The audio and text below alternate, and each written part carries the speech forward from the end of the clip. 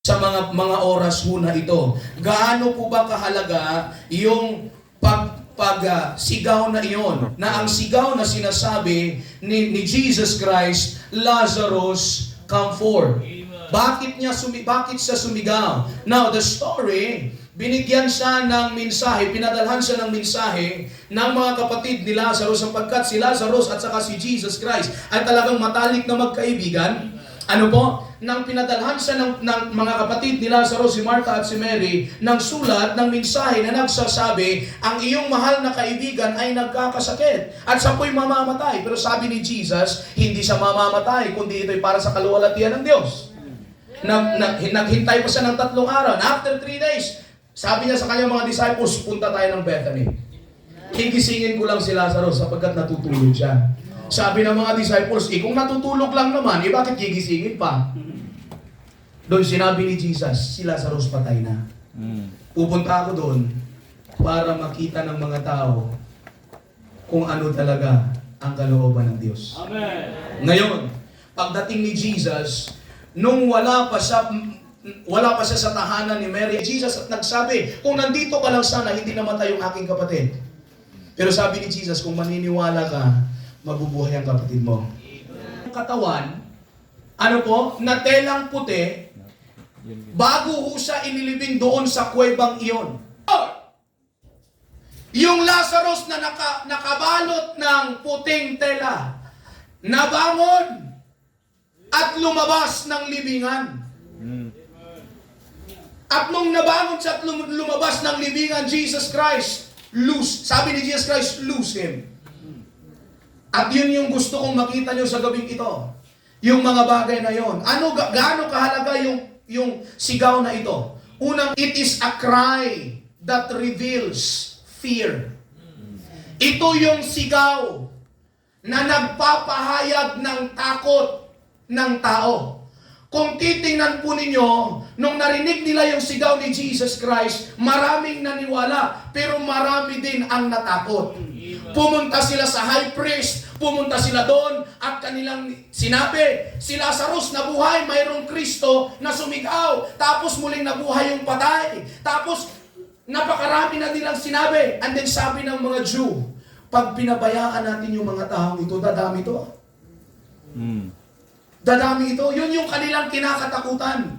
Yung kinakatakutan ng mga hindi naniniwala na kung hindi nila pipigilan yung mga taong naniwala kay Kristo, kung hindi nila sila pipigilan, dadami sila at dadami at magkakaroon ng war. Yung Jew or yung mga Romans sa Diyos, sabi nila, paano pag nag-alsa sila? Wala na tayo. Nakukuha niyo ako? Nasusundan niyo ako? Amen. Ito ho yung tanong. Kailan ka ba pinersecute? Kailan? May pakialam ba yung tao sa'yo nung hindi ka paligtas? No, sir. May pakialam ba yung mga tao na kasabayan mo sa inuman noon nung hindi ka paligtas? No. Bakit ngayon, nung naligtas ka na, parang treated na sila sa'yo? At baon, Amen. nung napakinggan mo yung gospel, nung napakinggan mo yung gospel ni Jesus Christ, that Jesus Christ died on the cross, His blood shed, He was buried, and after 3 days, He rose again, and then ikay nanampalataya, tumanggap kay Kristo, then Jesus Christ is in your heart right now. Nilabas ka na ng Diyos. Amen. Doon sa libingan iyon. Ang problema, nung nilabas ka ng Diyos sa libingan iyon, may nakabalot pa. Ka dahil saved ka na. Natatakot ngayon, bakit hanggang ngayon nalabas ka lang doon sa libingan, nalabas ka lang doon sa kuweba, pero hanggang ngayon may nakabalot pa rin sa buhay mo. Balot sa buhay mo, ito yung bagay na akala mo nagbibigay ng kasayahan tayo, pero sa harapan ng Diyos, ito ay hindi nagbibigay ng kasiyahan. Come on. Kailangan kang hubaran. Hubarin mo na. At alam niyo mga kapatid, yung preaching mula kahapon hanggang kanina, paghuhubad na yun Amen. Yun yung paghuhubad ng nakabalot pa sa'yo. 5,000 men beside women and children. Naalala nyo yun? Sa mga nagtuturo ng bata. Susunod ako, mananalangin muna ako. Nung nanalangin na si Jesus, nung nandun na sila sa kalagitnaan ng dagat, biglang nagbagyo. Abot ng bagyo sa kanila, kung babasahin po ninyo, in the book of Matthew chapter 14, 22 to 32, kung sinabi ng Bible na dahil sa bagyo, natakot sila. Yan sa kanila eh.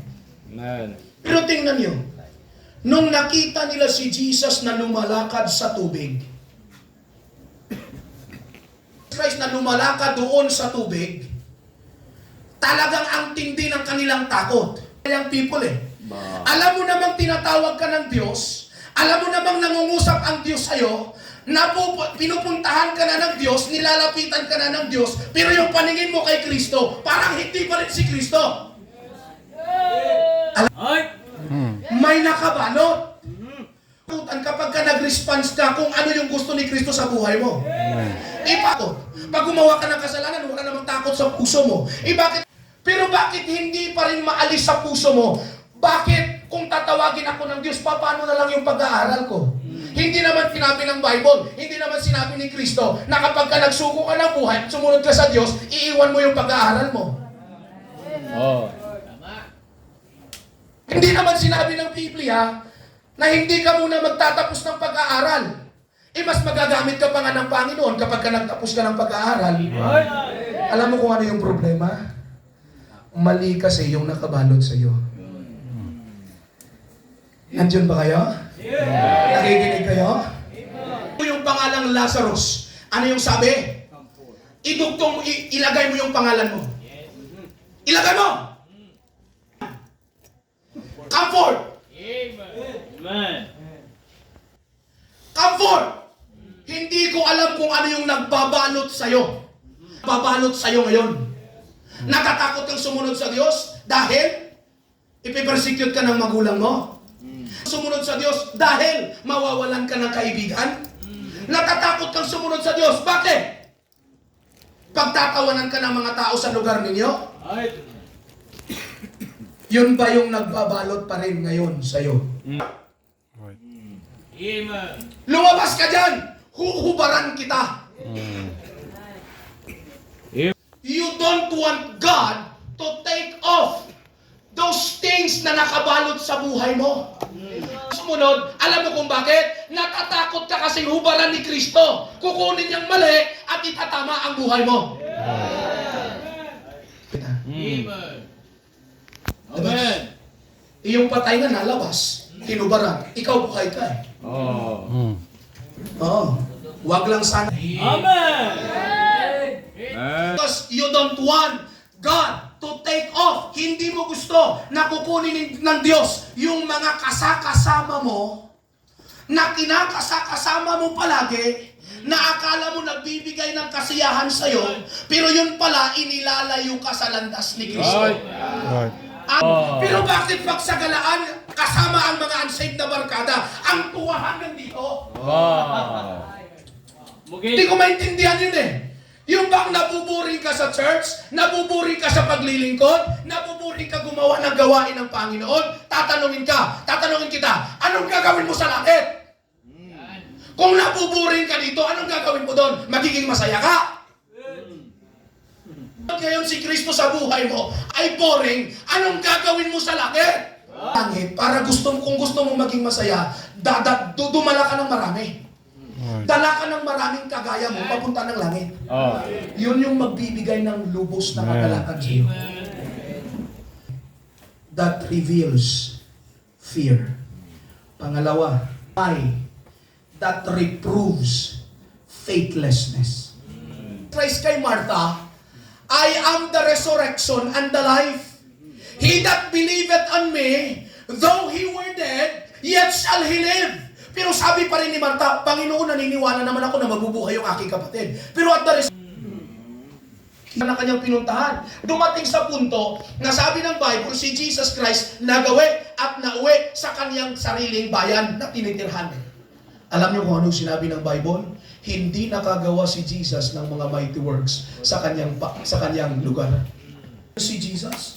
Sa lugar ng mga pinupuntahan ko, sabi ng Bible, in Mark chapter 6, verse number 5 to 6, saved that he laid his hands upon a few folk, sick folk, and healed them, and he marveled because of their unbelief.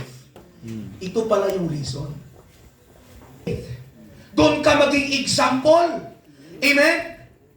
Are you still with me? Come forth! Pero mayroon din namang nagsasabi, wow. Talagang makikialam si Satanas sa buhay mo. Amen. At lahat gagawin ni Satanas, huwag mo lang pansinin ang sigaw ni Kristo.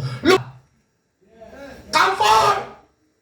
Dahil babalatan kita.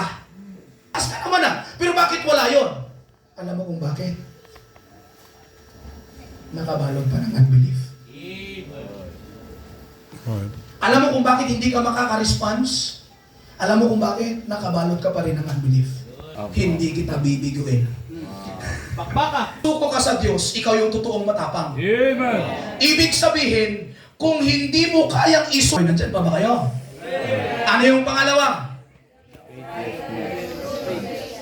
Faithless. Ito yung panghuli. It is a It cry that refines faith.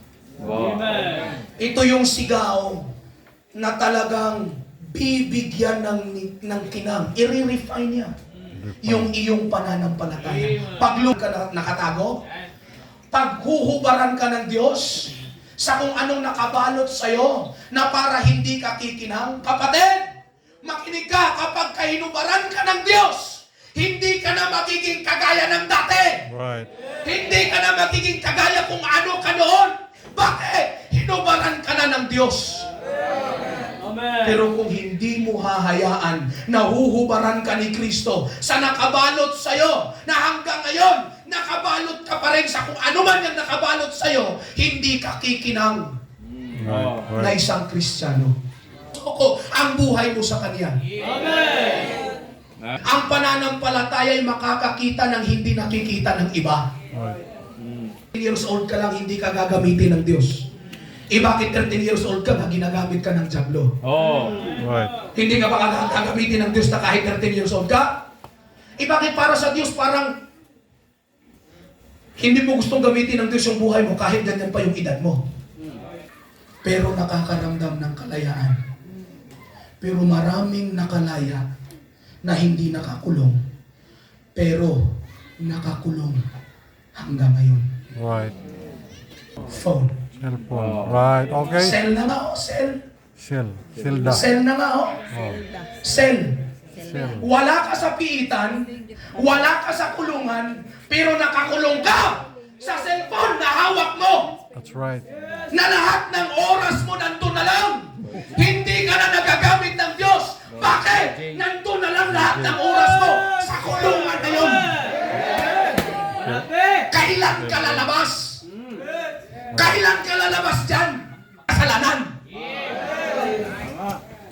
Diyos ang buhay mong Man. It can do that. ang mga pananampalataya. Kapag ako'y nababanggit yung aking pangalan sa paaralan, ako ho'y naiiyak. Amen. Ang pananampalataya makakatayo kahit napaka-imposible. Pero sa Diyos, posible. Man. Gustong lumabas, ano ba yung bumabalot sa'yo? Kahihiyan o nahihiya ka? Ano ba yun? Takot? Ano ba yun? Ano bang klase yan? Kung ka na lang. Hindi ako maniniwala na hanggang nag-aawit ka na lang. Ilan gusto na sila'y huhubaran mo sa kung ano yung nakabalot sa kanila at isuko yung buhay nila sa kung ano man yung panawagan mo sa kanilang mga buhay, Panginoon.